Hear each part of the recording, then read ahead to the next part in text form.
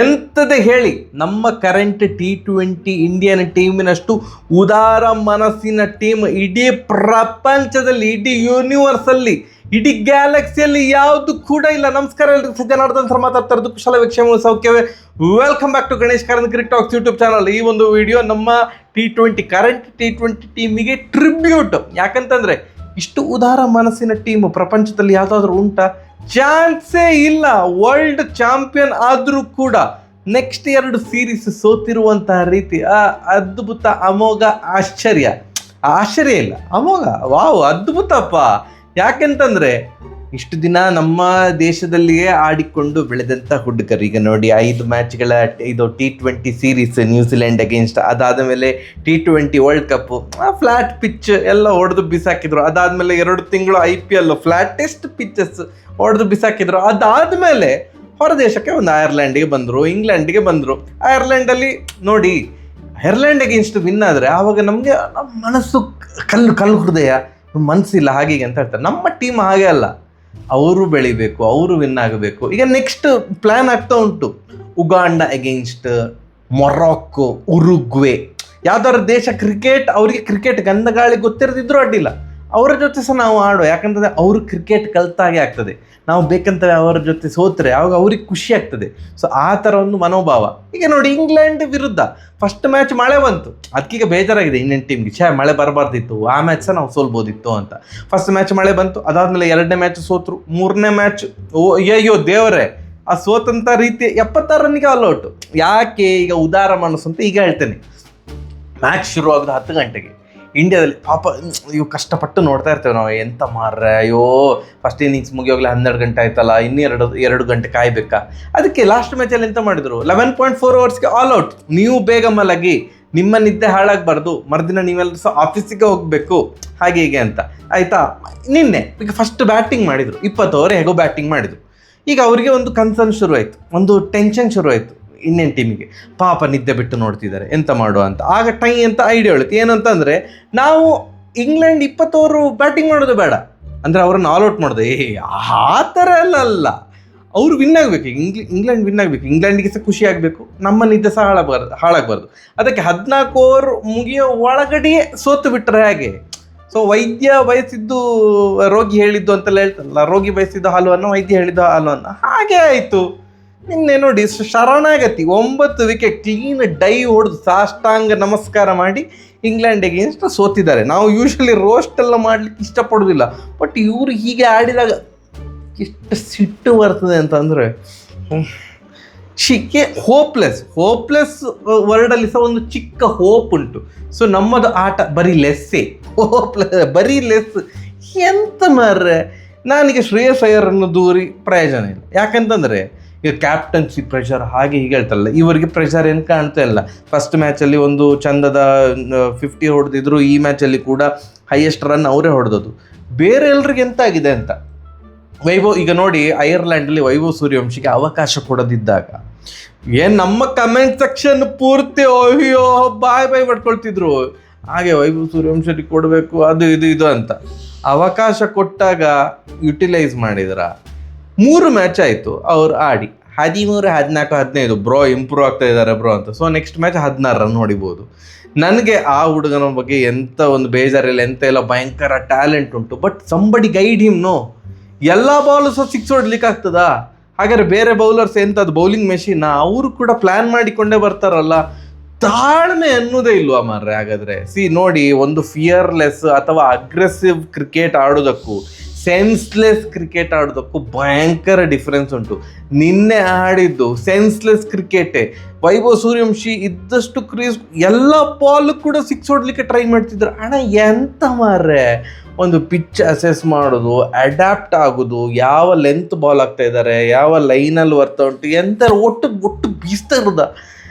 ನನಗೆ ಇದು ವೈಭವ್ ಸೂರ್ಯವಂಶಿ ಮತ್ತು ಅಭಿಷೇಕ್ ಶರ್ಮಾ ಅವರು ಬ್ಯಾಟಿಂಗ್ ಮಾಡುವಾಗ ನನಗೆ ಟೆನ್ಷನಲ್ಲೇ ಇರ್ತೇನೆ. ನಾನು ಹಿಂಗೆ ಕೈಯಲ್ಲಿ ಹೀಗೆ ಇಟ್ಕೊಂಡೇ ಇರ್ತಾನೆ. ಯಾಕಂತಂದರೆ ಯಾವಾಗ ಎಂತ ಆಗ್ತದೆ ಅಂತ ಹೇಳಲಿಕ್ಕೆ ಹೋಗುದು. 5 ಓವರಿಗೆ 100 ರನ್ಸ್ ಹೊಡಿಬೋದು, ಇಲ್ಲಾಂದರೆ 5 ಓವರಿಗೆ 10 ರನ್ನಿಗೆ 2 ವಿಕೆಟ್ ಹೋಗಿರ್ಬೋದು. ಹಾಗೆ ಆಯ್ತು ನಿನ್ನೆ. ಆ್ಯಂಡ್ ಇಶಾನ್ ಕಿಶನ್ ಇಷ್ಟೊತ್ತು ಅವರ ಬಗ್ಗೆ ಯಾರು ಮಾತಾಡ್ತಾ ಇಲ್ಲ. ಸ್ಯಾಮ್ಸನ್ ಬಗ್ಗೆ ಮಾತಾಡಿದರು, ಏನು ಮ್ಯಾನ್ ಆಫ್ ದ ಸೀರೀಸ್ ಇವರು T20 ವರ್ಲ್ಡ್ ಕಪ್ಪಲ್ಲಿ. ಅದಾದಮೇಲೆ ಐರ್ಲೆಂಡ್ ಸೀರೀಸಲ್ಲಿ ಚೆಂದ ಮಾಡಿ ಆಡಲಿಲ್ಲ, 2 ಮ್ಯಾಚ್ ಚೆಂದ ಮಾಡಿ ಆಡಲಿಲ್ಲ. ಇಲ್ಲಿ ಇಂಗ್ಲೆಂಡ್ ಸೀರೀಸಲ್ಲಿ ಫಸ್ಟ್ ಮ್ಯಾಚ್ ಚೆಂದ ಮಾಡಿ ಆಡಲಿಲ್ಲ. ಸೊ 3 ಮ್ಯಾಚ್ ಒಳ್ಳೆ ಆಡಲಿಲ್ಲ ಅಂತ ಥೈಡ್ ಅಂತ ತೆಗೆದು ಬಿಸಾಡಿದರು. ನೀವು ಇಶಾನ್ ಕಿಶನ್ ಅವ್ರದ್ದು ಲಾಸ್ಟ್ 6 ಮ್ಯಾಚ್ ತೆಗೆದು ನೋಡಿದರೆ ಅವ್ರದ್ದು ಪರ್ಫಾರ್ಮೆನ್ಸೇ ಇಲ್ಲ, ಎಂಥದ್ದು ಇಲ್ಲ. 2 ರನ್ಔಟ್ ಬೇರೆ ಆಗಿದ್ದಾರೆ. ಒಂದು ಇಂಗ್ಲೆಂಡ್ ಅಗೇನ್ಸ್ಟ್ 49 ರನ್ ಹೊಡೆದ್ರು, 40 ಬಾಲಲ್ಲಿ. ಆ್ಯಕ್ಚುಲಿ ಸೆಕೆಂಡ್ ಮ್ಯಾಚ್ ಅಂತ ಅಂದ್ಕೊಳ್ತೇನೆ. ಅದು ಇಡೀ ಟೀಮ್ ಚೆಂದ ಮಾಡಿ ಆಡ್ತಿತ್ತು, ಇವರು ಭಯಂಕರ ಸ್ಲೋ ಆಡ್ತಿದ್ರು. ಯಾಕೆಂದ್ರೆ ನಂಗೆ ಇನ್ನೂ ಸಹ ಅರ್ಥ ಆಗಿಲ್ಲ. So Ishan Kishan it's performance ಒಳ್ಳೆ ಇಲ್ಲ, ಹಾಗಾದ್ರೆ ಅವ್ರನ್ನ ಸಹ ತೆಗಿಬೇಕಲ್ಲ. ನೆಕ್ಸ್ಟ್ ತಿಲಕ್ ವರ್ಮಾ, ಇವರ ಬಗ್ಗೆ ನಾನು ಲಾಸ್ಟ್ ಮ್ಯಾಚ್ ವೀಡಿಯೋದಲ್ಲಿ ಮಾತಾಡಿರಲಿಲ್ಲ. ಇವ್ರು ಹೇಗೆ ವೈಸ್ ಕ್ಯಾಪ್ಟನ್ ದೇವರಿಗೆ ಗೊತ್ತುಂಟು. ಅಂದರೆ ಇದು ನಮ್ಮ ಒಂದು ವಿವೇಚನೆಗೆ ಮೀರಿತು. ನೀವು ತಿಲಕ್ ವರ್ಮಾ ಅವರದ್ದು ಕಾಂಟ್ರಿಬ್ಯೂಷನ್ ಒಂದು ಸುಮಾರು ತೆಗೆದು ನೋಡಿ. ಸೌತ್ ಆಫ್ರಿಕಾ ಸೀರೀಸಲ್ಲಿ ಒಂದು 200 ಹೊಡೆದ್ರು, ಅಲ್ಲಿ ಒಂದು ಮ್ಯಾನ್ ಆಫ್ ದ ಸೀರೀಸ್ ಆದರು. ನೆಕ್ಸ್ಟ್ ಏಷ್ಯಾ ಕಪ್ ಫೈನಲಲ್ಲಿ ಒಂದು ವಿನ್ ಮಾಡಿಸಿ ಕೊಟ್ಟರು. ಬಿಟ್ಟರೆ ನನಗೆ ತಿಲಕ್ ವರ್ಮಾ ಅವ್ರದ್ದು ಕಾಂಟ್ರಿಬ್ಯೂಷನ್ನ T20 ಸೈಡಲ್ಲಿ ನನಗೆ ಕಾಣುವುದೇ ಇಲ್ಲ. ಭೂತ ಕನ್ನಡಿಯಕ್ಕೆ ಹುಡುಕಿದ್ರೆ ಸರ್ ನನಗೇನು ಕಾಣೋದಿಲ್ಲ. ಅವ್ರದ್ದು ರನ್ ಕೂಡ ಇಲ್ಲ, ಸ್ಟ್ರೈಕ್ ರೇಟ್ ಬಗ್ಗೆ ಮಾತನಾಡ್ತಿರೋದೇ ಉತ್ತಮ. ಯಾಕಂತಂದ್ರೆ ಅವರು ODI ಇನ್ನಿಂಗ್ಸ್ ಅಲ್ಲ, ಟೆಸ್ಟ್ ಇನ್ನಿಂಗ್ಸ್ ಆಡ್ತಿದ್ದಾರೆ T20ಯಲ್ಲಿ. ಆ್ಯಂಡ್ ಇನ್ನೊಂದು ಅಕ್ಷರ್ ಪಟೇಲ್ ಎಂತ ಆಗಿದೆ ಮಾರ್ರೆ, ಇವರನ್ನು ನಾವು ಎಲ್ಲಿ ಅಟ್ಟಕ್ಕಿಟ್ಟು ನಾವು ಇವರನ್ನು ಇದು ಹೊಗಳ್ತಿದ್ದೆವು, ಅಷ್ಟು ಮೇಲೆ ಇಟ್ಟಿದ್ದೆವು. 2024 ಫೈನಲ್ T20 ವರ್ಲ್ಡ್ ಕಪ್ ಫೈನಲಲ್ಲಿ ಒಂದು ದೊಡ್ಡ ಕ್ಯಾಮಿಯೋ ಇನ್ನಿಂಗ್ಸ್ ಆಡಿದ್ರು, ಒಂದು ಚಂದದ ಇನ್ನಿಂಗ್ಸ್ ಆಡಿದ್ರಲ್ಲ, ಅದರ ನಂತರ ಅಣ್ಣ ಫಾರ್ಮಲ್ಲೇ ಇಲ್ಲ. ಬ್ಯಾಟಿಂಗ್ ಅಂತೂ ಕೇಳೋದು ಬೇಡ, running between the wickets clueless, bowling ಕೂಡ ಹಾಗೆ. ಒಂದು ಮ್ಯಾಚ್ ಸೂಪರ್ ಆಗಿ ಆಡಿದರೆ ಇನ್ನು 3 ಮ್ಯಾಚ್ ಎಂಥ ಪರ್ಫಾರ್ಮೆನ್ಸ್ ಇರೋದಿಲ್ಲ. ದುಬೆ ನನಗೆ ಇಡೀ ಇಂಡಿಯನ್ ಟೀಮಲ್ಲಿ ಒಂದು ರೇಂಜಿಗೆ ಚಂದ ಆಡಿರೋದು, ಅದೇ ಫಾರ್ಮನ್ನು ಕಳೆದುಕೊಳ್ಳೋದು. ಅಟ್ಲೀಸ್ಟ್ 3 ಮ್ಯಾಚಲ್ಲಿ 1 ಮ್ಯಾಚ್ ಆದರೂ ಒಂದು ಕ್ವಿಕ್ 40 ಕ್ವಿಕ್ 30 ಹೊಡ್ತಿರೋದು ದುಬೆ. ಸೊ ಅವರನ್ನು ಜಾಸ್ತಿ ದೂರಿ ಏನು ಪ್ರಯೋಜನ ಇಲ್ಲ. ಆ್ಯಂಡ್ ಶ್ರೇಯಸ್ ಅಯ್ಯರ್ ಅವರು ಚಂದ ಮಾಡಿ ಆಡಿದ್ದಾರೆ. ನಿನ್ನೆ ಏನು ಸುಂದರ್ ಅವ್ರನ್ನ ಹಾಕ್ಕೊಂಡಿದ್ರು, ಯಾಕಂದರೆ ಇಂಜುರಿ ಅಂತ. ವರುಣ್ ಚಕ್ರವರ್ತಿ ಮತ್ತು ಹರ್ಷಿತ್ ರಾಣಾ ಇಂಜುರಿ. ಅಂದರೆ ನಾನು ಡ್ರಾಪ್ ಅಂತ ಹೇಳಿದರೆ ಅದು ಚಂದ ಕೇಳೋದಿಲ್ಲಲ್ಲ, ಅದಕ್ಕೆ ಅವ್ರಿಗೆ ಇಂಜುರಿ ಆಗಿದ್ದಾರೆ. ಸೊ ಆದ್ದರಿಂದ ಪ್ರಸಿದ್ಧ ಕೃಷ್ಣ ಮತ್ತು ವಾಷಿಂಗ್ಟನ್ ಸುಂದರ್ ಅವ್ರನ್ನ ಹಾಕ್ಕೊಂಡಿದ್ದೇವೆ ಅಂತಂದರು. ಸುಂದರ್ ಅವರು ಬಂದಾಗಲೇ ಗೊತ್ತಾಯಿತು ನಾವು ಸುಂದರವಾಗಿ ಸೋಲ್ತೇವೆ ಅಂತ. ಯಾಕಂತಂದರೆ ಅಣ್ಣಂದು ಬ್ಯಾಟಿಂಗ್ ಸೇ ಇಲ್ಲ, ಬೌಲಿಂಗ್ ಸೇ ಇಲ್ಲ, ಫೀಲ್ಡಿಂಗ್ ಸೇ ಇಲ್ಲ. ಯಾಕಿದ್ದಾರೆ ಅಂತ ನನಗೆ ಅಂತ ಗೊತ್ತಿಲ್ಲ. ಅಣ್ಣ 8 ಬಾಲಿಗೆ 5 ರನ್ ಆಯಿತಾ, ದೇವರೇ. ಅದಾದಮೇಲೆ ಬೌಲಿಂಗ್ 1 ಓವರ್ ಹೇಗೆ ಕೊಟ್ಟರು, 1 ಓವರಲ್ಲಿ ಮ್ಯಾಚ್ ಪೂರ್ತಿ ಲಗಾಡಿ ತೆಗೆದು ಬಿಡ್ತಾರೆ. 1 ಓವರಿಗೆ 19 ರನ್ ಹೊಡಿಸಿಕೊಂಡ್ರು. ಇದು ನನಗೆ ಎಂತ ಆಗ್ತಾ ಉಂಟಂತ ಗೊತ್ತಿಲ್ಲ. ನಾ ಯಾಕೆ ಇಷ್ಟು ಖಾರವಾಗಿ ಇವತ್ತು ಮಾತಾಡ್ತಿರೋದು ಅಂತಂದರೆ, ಈ ಥರ T20 ಟೀಮನ್ನು ನಾನು ನೋಡಲೇ ಇಲ್ಲ. ಯಾಕಂದರೆ Bharat for the first time in their history back to back T20 ಸರಣಿಯನ್ನು ಸೋಲ್ತಾ ಇರೋದು. ಅಂದರೆ ವಿಚಿತ್ರ ರೆಕಾರ್ಡ್ ಮಾಡಬೇಕಂತ ಡಿಸೈಡ್ ಮಾಡಿ ಆಗಿದೆ ಅಂತ ಅಂದ್ಕೊಳ್ತೇನೆ ಭಾರತ ತಂಡ. ಯಾವುದೆಲ್ಲ ರೆಕಾರ್ಡ್ ನಮ್ಮ ಹತ್ರ ಇಲ್ಲ ಅದನ್ನೆಲ್ಲ ಈಗ ಇದೊಂದು ಒಳ್ಳೆ ಟೈಮು, ಎಲ್ಲ ನಮ್ಮ ಕಡೆಗೆ ರೆಕಾರ್ಡನ್ನು ಚೇಂಜ್ ಮಾಡಿಕೊಂಡು ಬಿಡುವ. ಐರ್ಲೆಂಡಿಗೆ ಎಷ್ಟು ನಾವು ಸೋತಿರಲಿಲ್ಲ, ಆಯಿತು ಸೋಲುವ. ನೆಕ್ಸ್ಟ್ ಇದು ಬ್ಯಾಕ್ ಟು ಬ್ಯಾಕ್ ಸೀರೀಸ್ ಸೋತಿರಲಿಲ್ಲ, ಓಕೆ ಸೋಲುವ. ಈಗ ನೆಕ್ಸ್ಟ್ ಜಿಂಬಾಬ್ವೆ ಅಗೇನ್ಸ್ಟ್ ಇದು ಮಾಡಿದ್ದಾರೆ, ಏನು ಸ್ಕ್ವಾಡ್ ಅನೌನ್ಸ್ ಮಾಡಿದ್ದಾರೆ. ಸ್ಯಾಮ್ಸನ್ ಇಲ್ಲ, ಆಲ್ ಆಫ್ ಅ ಸಡನ್ ಎಲ್ಲ ರಿಂಕು ಸಿಂಗ್ ಎಲ್ಲ ಥೈ ಅಂತ ಬಂದು ಬಿಟ್ಟಿದ್ದಾರೆ. ಹೇಗೆ ಅಂತೆಲ್ಲ ಕೇಳಬೇಡಿ. ಒಟ್ಟು ಚೇಂಜ್ ಟೀಮ್ ಒಟ್ಟರಾಶಿ ಚೇಂಜ್ ಆಗ್ತಾ ಇರಬೇಕು, ಯಾವ ಬೇಸಿಸಲ್ಲಿ ಅಂತೆಲ್ಲ ಕೇಳಬೇಡಿ. ಆ್ಯಂಡ್ ಅಷ್ಟು ಟೀಮ್ ಚೇಂಜ್ ಆಗಿದ್ರು ಕೂಡ ಇದು ಏನು ರಸಿಕ್ದಾರಿಗೆ ಎಲ್ಲ ಪ್ಲೇಸಲ್ಲೇ ಇಲ್ಲ. ಕೃಣಾಲ್ ಪಾಂಡ್ಯನ್ನ ಮತ್ತೆ ಪುನಃ ಕಡೆಗಣಿಸಿದ್ದಾರೆ. ಭುವನೇಶ್ವರ್ ಕುಮಾರ್ ಅವರಿಗೆ ಚಾನ್ಸ್ ಕೊಡ್ಬೋದಿತ್ತು ಈ ಇಂಗ್ಲೆಂಡ್ ಕಂಡೀಷನಲ್ಲಿ, ಅವ್ರ ಸ್ಕೀಮ್ ಆಫ್ ಸಿಲೆಕ್ಷನಲ್ಲಿಯೇ ಇಲ್ವಾ ಅಂತ. ಸೊ ಒಟ್ಟಿನಲ್ಲಿ ಈಗ ಗೌತಮ್ ಗಂಭೀರ್ ಅವರ ಇರಾದಲ್ಲಿ, ನಾನು ಗೌತಮ್ ಗಂಭೀರ್ ಅವರನ್ನೇ ದೂರ್ತಾ ಇರೋದಂತಲ್ಲ, ಬಟ್ ದಿಸ್ ಈಸ್ ಹಿಸ್ ಇರಾ ಆಯಿತಾ. ಈಗ ಅವ್ರದ್ದೊಂದು ಪೀರಿಯಡ್. ಸೊ ಅದರಲ್ಲಿ ಟೆಸ್ಟ್ ಟೀಮ್ ಪೂರ್ತಿ ಲಗಾಡಿ ಹೋಗಿದೆ. ODI ಸದ್ಯಕ್ಕೇನೋ ಒಳ್ಳೆ ಕಂಡೀಷನಲ್ಲಿ ಉಂಟಂತ ನಾನು ಅಂದ್ಕೊಂಡಿದ್ದೇನೆ. ಯಾಕಂತಂದರೆ ಅಲ್ಲಿ ವಿರಾಟ್ ಕೊಹ್ಲಿ ಮತ್ತು ರೋಹಿತ್ ಶರ್ಮಾ ಅವರು ಇರೋದ್ರಿಂದ ಒಂದು ODI ಟೀಮ್ ಕರೆಕ್ಟ್ ಉಂಟಂತ ನಾನು ಅಂದ್ಕೊಂಡಿದ್ದೇನೆ. ಅದಾದಮೇಲೆ ವೈಟ್ ಬಾಲಲ್ಲಿ ಒಳ್ಳೆದಿತ್ತು, ಟೆಸ್ಟ್ ಪೂರ್ತಿ ಲಗಾಡಿ ಹೋಗಿತ್ತು ನಮ್ಮ ಟೀಮ್.